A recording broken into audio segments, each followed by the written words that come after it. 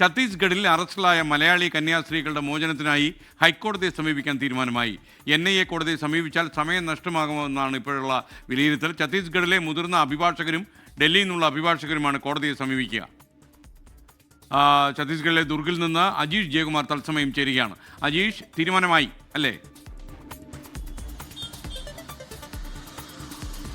SKN അങ്ങനെ ഒരു തീരുമാനത്തിലേക്കാണ് നിലവിൽ ഈ കൂടിയാലോചനകൾക്ക് ശേഷം ഈ സഭയും ഒപ്പം തന്നെ അവരുടെ നിയമോപദേശം നൽകുന്നവരും എത്തിയിരിക്കുന്നത്. അതായത് നേരെ ഇനി ഹൈക്കോടതിയെ സമീപിച്ചാൽ മതി എന്നുള്ളതാണ് അവരുടെ തീരുമാനം. നിലവിലുള്ള അഭിഭാഷകനെ മാറ്റാനും തീരുമാനമായിട്ടുണ്ട്. നിലവിലുള്ള അഭിഭാഷകൻ രാജ്കുമാർ തിവാരി, അതായത് അദ്ദേഹം കാര്യപ്രാപ്തി ഇല്ലാത്ത അഭിഭാഷകനാണെന്നുള്ളൊരു വിലയിരുത്തലിനാണ് നിലവിൽ എത്തിയിരിക്കുന്നത്. അദ്ദേഹത്തിന്റെ ഒരു ഇടപെടൽ കാരണമാണ് ഇത്രയും ദിവസത്തെ സമയം നഷ്ടമായത് എന്നുള്ളൊരു വിലയിരുത്തലിലും എത്തുന്നു. നേരത്തെ കഴിഞ്ഞ ദിവസം സെഷൻസ് കോടതിയിൽ പോലും അദ്ദേഹത്തിന് വാദം ഉന്നയിക്കാൻ പോലും സാധിച്ചില്ല. അദ്ദേഹം ഇവരെ സംസാരിച്ചപ്പോൾ അദ്ദേഹം പറഞ്ഞത് താൻ എന്തെങ്കിലും വാദം ഉന്നയിക്കുന്നതിന് മുന്നേ തന്നെ കോടതി അത് വിധി പറഞ്ഞു എന്നുള്ള ഒരു മുടന്ത ന്യായമാണ് പറഞ്ഞത്. അങ്ങനെയാണ് ഈ അഭിഭാഷകനെ മാറ്റാൻ വേണ്ടി തീരുമാനിച്ചത്.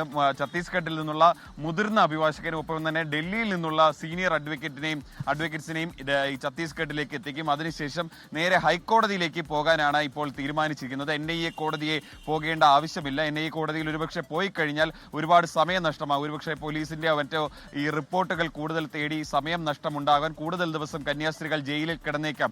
അങ്ങനെ ഒരു സാഹചര്യം ഉണ്ടായേക്കാം എന്നാണ് നിലവിലുള്ള വിലയിരുത്തൽ. അതുകൊണ്ടാണ് നേരെ ഹൈക്കോടതിയിൽ തന്നെ പോകാൻ നിലവിൽ തീരുമാനിച്ചിരിക്കുന്നത്. അങ്ങനെ നിലവിലുള്ള അഭിഭാഷകരെ മാറ്റിയതിനു ശേഷം ഛത്തീസ്ഗഡ് ഹൈക്കോടതിയിൽ ഒരു റിട്ട് പെറ്റീഷൻ നൽകാനാണ് നിലവിൽ സഭയും ഒപ്പം തന്നെ ഇതിന് നിയമോപദേശം നൽകുന്നവർ തീരുമാനിച്ചിരിക്കുന്നത്. നിലവിൽ ഈ റോജി ജോൺ, സജീവ് ജോസഫ് അടക്കമുള്ള MLA മാർ നിൽക്കുന്നുണ്ട്. മാത്രമല്ല ഈ കോൺഗ്രസും ചില അഭിഭാഷകരുമായി സംസാരിക്കുന്നുണ്ട്. CBCIയുടെ അഭിഭാഷകരും ഇവിടെ കൂടുതൽ ദുർഗിൽ തന്നെ തുടരുന്നുണ്ട്. ഇവരെല്ലാമായി കഴിഞ്ഞ ദിവസം കൂടിയാലോചന നടത്തി. രാവിലെയും തിരക്കിട്ട കൂടിയാലോചനകൾ നടന്നിരുന്നു. അങ്ങനെയാണ് ഇങ്ങനെ ഒരു തീരുമാനത്തിലേക്ക് പോകാൻ തീരുമാനിച്ചത്.